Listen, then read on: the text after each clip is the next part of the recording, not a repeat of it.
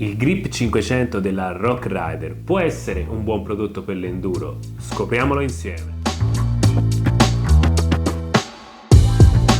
Benvenuti in una nuova puntata della Why Not Now. Quest'oggi andremo a recensire il copertone della Rock Rider Grip 500 nato per l'enduro. Quest'oggi, dopo lavoro, sono andato a fare gli ultimi regali natalizi e sono passato dal Decathlon. Passando tra i vari scaffali ho notato tra i copertoni il copertone Rock Rider.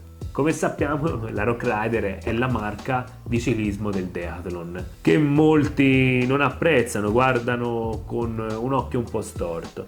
Però devo dire che Rock Rider negli ultimi anni sta facendo tanto per il ciclismo. Innanzitutto Rock Rider nasce per avvicinare le persone al ciclismo, quindi crea prodotti economici, crea bici per vedere se ti può piacere andare in bici e non fare una spesa eccessiva che dopo ti rimane sul groppone.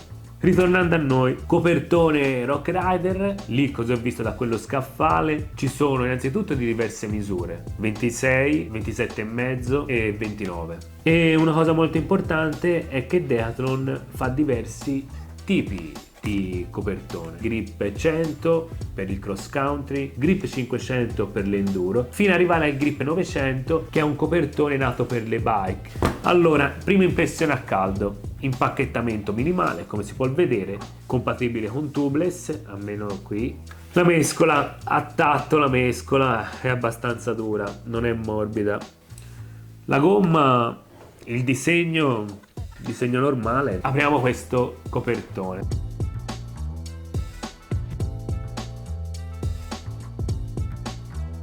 Niente ragazzi, io l'ho aperta, ma sinceramente c'è poco da dire. Sembrerebbe un bel tassellamento. A me non mi disgarba il tassello.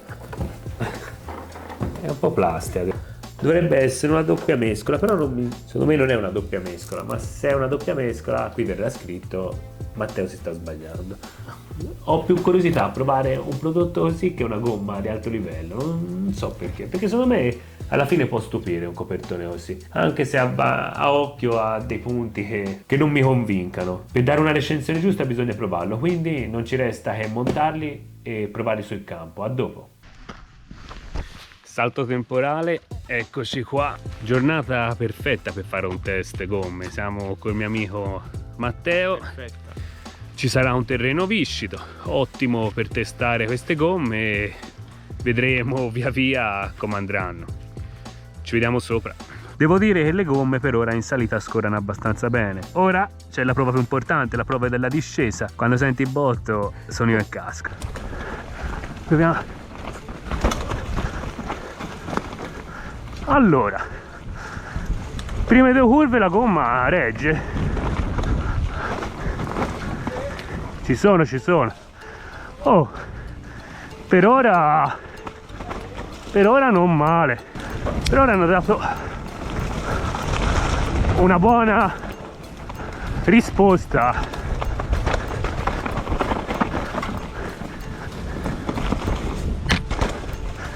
Bello. Allora, Ok? ti devo dire la verità, in dei punti un po' più scivolose mi è andata giù, però forse non so se ho sbagliato anch'io. Comunque fanno paura, non so se perché sono 9. Beh, considera uno quando cambia gomme un po' la mano ce la deve prendere. Però mi hanno dato subito la sensazione. Qui sono passato da una Michelin a queste, non ho sentito tanta differenza. Poi sta parlando di due prodotti secondo me differenti, però per ora promosse. Vediamo più in là sul terreno un pochino più fangosi, scusate il toscanaccio. Seconda discesa, vedo che è capanno. Andremo a testare le gomme sulla roccia abbastanza bagnata. Vedremo la risposta delle gomme.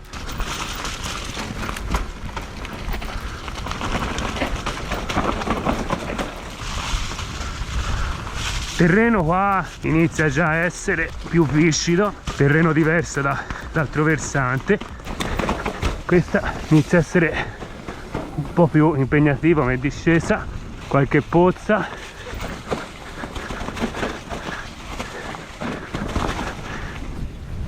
Ora inizia il pezzo roccioso, gomma sta rispondendo abbastanza bene. Oh, lì sono scivolato, mi è andato via il posteriore. Finita. Bella è stata. Fastidioso sì, sui bagnati. Hanno retto bene, non male. Risposta più che buona. Testa a caldo, seconda discesa. Sono gomme per ora da passare a pieni voti. Sui bagnato forse ti danno un pochino meno di sicurezza, però secondo me è una più sensazione mia, perché non si è guidato male.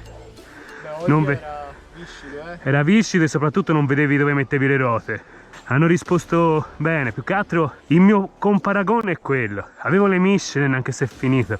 Ho montato questa qui, la differenza, ora non ti voglio dire che non la sento per ora perché ancora è presto, ma è come se avevo le Michelin. Mi dovrei scordare di avere delle Rock Rider del Decathlon. Seconda discesa approvata, roccia.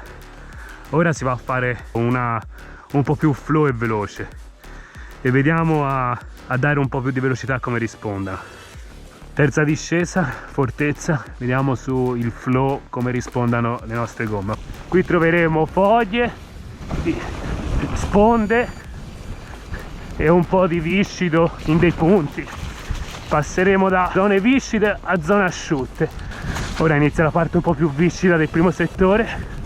Sì, gomma sta rispondendo bene. Ed ora c'è il Rock Garden.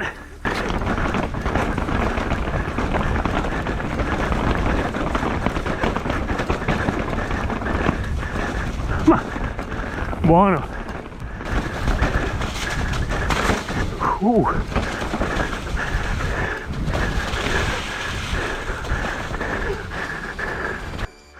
Terza discesa fatta, hanno reagito bene, un po' da dire, anche sul flow vanno. Non mi è quasi mandata via solo una volta, ma stavo bagnato.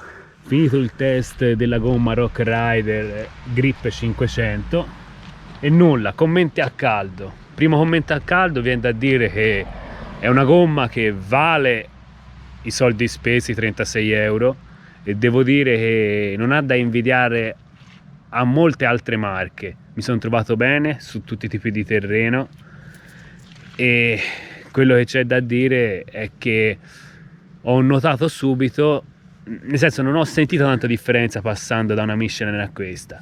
Poi bisogna vedere alla lunga vedremo se veramente regge, se veramente non si consuma.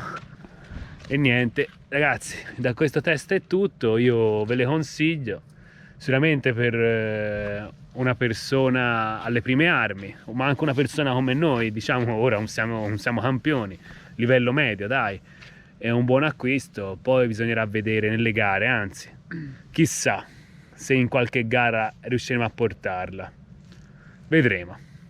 Vi ringrazio, se vi è piaciuto iscrivetevi, commentate e mettete un like. Da Matteo e Matteo e dalla Why Not Now è tutto, ciao.